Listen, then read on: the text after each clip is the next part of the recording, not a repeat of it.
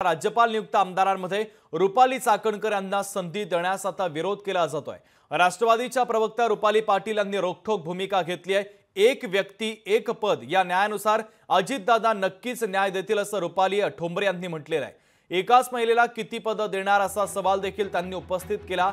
रुपाली पाटलांनी नेतृत्वाला सवाल उपस्थित केला तर पक्षामध्ये इतरही महिला आहेत त्यांना संधी द्यावी अशी मागणी देखील आता रुपाली ठोंबरे यांनी केलेली आहे। रुपाली पाटील विरुद्ध रुपाली चाकणकर असा वाद आता निर्माण झाल्याचं पाहायला मिळतंय। महत्त्वाची आणि मोठी बातमी आपण पाहतोय।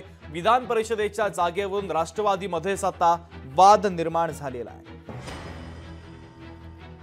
राज्यपाल नियुक्त आमदारांमध्ये रुपाली चाकणकर यांना संधी देण्यास आता विरोध केला जातोय। राष्ट्रवादीच्या प्रवक्त्या रुपाली पाटील यांनी रोखठोक भूमिका घेतलेली आहे। या संदर्भात त्यांनी जे ट्विट केलेलं आहे त्यांचं ट्विट देखील आपण पाहूयात। एक व्यक्ती एक पद या न्यायानुसार अजितदादा नक्कीच न्याय देतील, रुपाली ठोंबरे यांचं हे ट्विट आहे। एकाच महिलेला किती पद देणार, पक्षामध्ये इतरही महिला आहेत त्यांना संधी द्यावी। तर विधान परिषदेच्या जागेवरून राष्ट्रवादीमध्ये आता वाद निर्माण झाला। राज्यपाल नियुक्त आमदारांमध्ये रुपाली चाकणकर यांना संधी देण्यास आता विरोध केला जातोय। राष्ट्रवादीच्या प्रवक्त्या रुपाली पाटील यांनी आता रोखठोक भूमिका घेतलेली आहे। तर एक व्यक्ती एक पद या न्यायानुसार अजितदादा नक्कीच न्याय देतील असं रुपाली ठोंबरे म्हणतात। एकाच महिलेला किती पद देणार असा सवाल देखील त्यांनी उपस्थित केलाय। रुपाली पाटील यांनी थेट आता पक्ष नेतृत्वाला सवाल उपस्थित केलाय।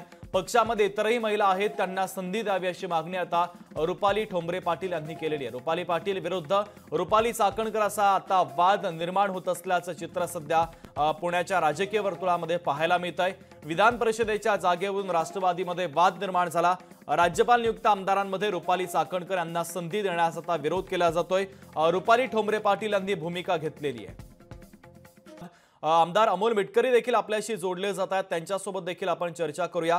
अमोलजी, स्वागत आहे तुमचं। राज्यपाल नियुक्त आमदारांमध्ये रुपाली चाकणकर यांना संधी देण्यास राष्ट्रवादीच्या प्रवक्त्या रुपाली ठोंबरे पाटील यांनी विरोध केलाय, रोखठोक भूमिका घेतली आहे। त्यांचं असं म्हणणं आहे की एक व्यक्ती आणि एक पद या संदर्भात त्यांनी अजित पवार यांच्याकडे देखील त्या मागणी करणारे अजितदादा योग्य न्याय देतील असं देखील त्या म्हणतात। कुठेतरी पक्षाच्या अंतर्गत कुरबुरी समोर येतात का अमोलजी?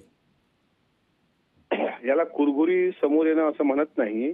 रुपालीताई ठोंबरे ह्या पक्षाच्या प्रवक्त्या आहेत आणि रुपालीताई चाकणकर ह्या राज्य महिला आयोगाच्या अध्यक्ष आणि पक्षाच्या प्रवक्त्या पण आहेत। आता साधारण कालपासून राज्यपाल नियुक्त कोट्यामधून राष्ट्रवादीकडून 3 नावाची चर्चा आहे। त्याच्यामध्ये आनंद परांजपे आहेत, सिद्धार्थ कांबळे आहेत आणि रुपालीताई चाकणकर आहेत।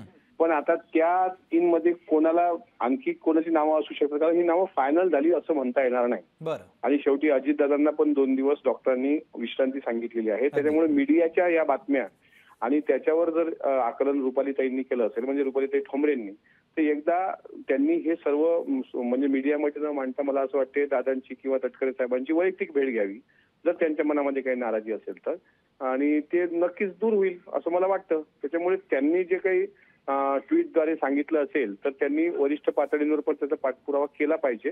आणि आमच्या पक्षामध्ये काही कुठं द्वंद्व किंवा वादविवाद असं नाहीये। रुपालीताई ठोंबरेंनी त्यांची भूमिका मांडली, शेवटी अंतिम निर्णय हे प्रदेशाध्यक्ष आणि आमची पार्लमेंटरी बोर्ड आणि अजितदादा हेच घेतील। अगदी अमोलजी, तुम्ही आमच्यासोबत असेच जोडलेले आहात। शरदचंद्र पवार पक्षाचे प्रताप जगताप देखील आपल्याशी जोडले जातात, त्यांची देखील आपण प्रतिक्रिया घेऊयात। प्रतापजी, स्वागत आहे तुमचं। रुपाली ठोंबरे पाटील यांनी रुपाली चाकणकरांच्या नावाला आता कुठेतरी अप्रत्यक्षपणे विरोध केल्याचं दिसतंय, कारण एक व्यक्ती एक पद या न्यायानुसार अजितदादा नक्की न्याय देतील असं त्यांनी म्हटलेलं आहे, ट्विट देखील केलेलं आहे। तुमची महत्त्वाची प्रतिक्रिया या राजकारणावर अपेक्षित आहे? नाही, मुळात हा त्यांच्या पक्षाचा अंतर्गत प्रश्न आहे। त्यांच्या पक्षाच्या पक्षप्रमुखांनी कुणाला या संदर्भात विधान परिषदेचा विचार करावा, राज्यपाल नियुक्त यादीमध्ये कुणाचं नाव द्यावं, या निश्चित त्यांचा अंतर्गत प्रश्न आहे। पण या निमित्ताने अशा प्रकारची चर्चा मुळात बाहेर येऊ नये अशी सर्वसामान्यांची अपेक्षा असते, कारण की या निमित्ताने सगळंच काय एकूणच राजकारण करण्याच्या बाजूने किंवा राजकारणावर आधारित असं वाटतं। या संदर्भामध्ये मला आठवण करून द्यायची आहे, या ज्या नियुक्त्या रखडल्या ते तब्बल 5 वर्ष रखडलेल्या आहेत। तत्कालीन राज्यपाल, आताचे राज्यपाल, मधल्या काळात आलेलं महायुतीचं सरकार आणि केंद्र शासनाने भूमिका अशी घेतली की या जागा ज्या आहेत या कला, क्रीडा, शैक्षणिक आणि सामाजिक क्षेत्रातल्या मान्यवरांनाच तिथं संधी दिली जाईल, म्हणून त्यावेळेसच्या आमच्या महाविकास आघाडी सरकारने दिलेली नावं विचारात घेतली गेली नाही, ती आडगळीत ठेवली गेली. त्या संदर्भात काही लोकांना हायकोर्ट आणि सुप्रीम कोर्टात पाठवून त्याच्या संदर्भात चॅलेंजेस देण्यात आले. आणि त्याच्यानंतर आज पुन्हा जर राजकीय मंडळींची या जागांवर नियुक्ती होत असेल तर या सगळा तमाशा महाराष्ट्रातली जनता पाहते. या संदर्भामध्ये या नियुक्त्यांची आम्ही सुद्धा वाट पाहतोय आणि त्याच्यामुळे या नियुक्त्या व्हाव्यात अशी सदिच्छा व्यक्त करतोय. आणि राहता राहिला विषय यांच्या अंतर्गत वादाचा, तो वाद त्यांच्या पक्षप्रमुखांनी नक्की सोडवावा आणि या निमित्ताने अशा प्रकारचे वाद मुळात जनतेसमोर येऊ नये ही अपेक्षा मी या निमित्ताने नक्की व्यक्त करतो. आणि ज्या दिवशी या नियुक्त्या होतील त्या दिवशी आम्हाला सुद्धा मान्य हायकोर्ट आणि सुप्रीम कोर्टासमोर जावं लागेल, महाराष्ट्राच्या जनतेला सांगावं लागेल जर या नियुक्त्या राजकारणातल्याच लोकांच्या किंवा राजकीय पदं भोगलेल्यांना जर मिळणार होत्या तर 5 वर्ष या नियुक्त्या का थांबवल्या गेल्या याचा सुद्धा प्रशांतजी, तुम्ही म्हटल्याप्रमाणे तुम्ही कोर्टात जाण्याचा इशारा देखील दिलेला आहे. अमोल मिटकरी आपल्यासोबत आहेत, त्यांच्याकडनंच हे उत्तर घेऊया. अमोलजी, प्रशांत जगताप म्हणतायत आम्ही कोर्टात जाऊ, त्यांनी इशारा दिलेला आहे कोर्टात जाण्याचा. एक आहे, लोकशाहीमध्ये प्रत्येकाला न्याय मागण्याचा अधिकार असतो. जर त्यांना त्याच्यावर काही ऑब्जेक्शन असेल म्हणजे विरोधी पक्षाला, ते नक्कीच त्यांनी त्यांचं प्रोसेस करावं.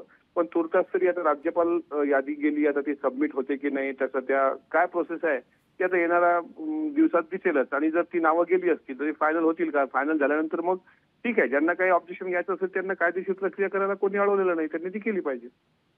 अगदी.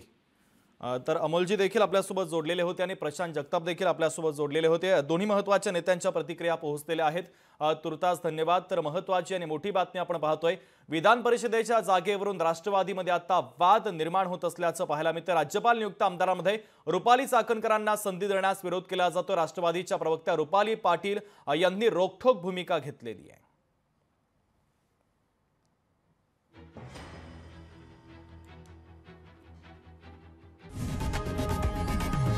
लोकशाही मराठी ऐका, पहा, जागरूक रहा.